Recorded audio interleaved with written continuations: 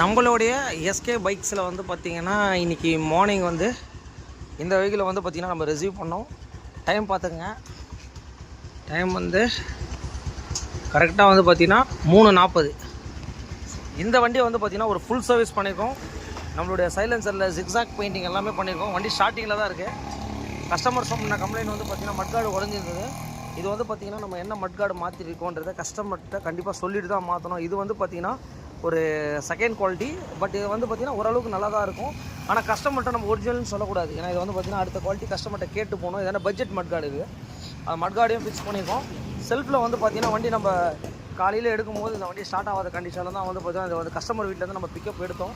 இப்போ வந்து பார்த்திங்கன்னா வண்டி ரன்னிங்கில் தான் இருக்குது.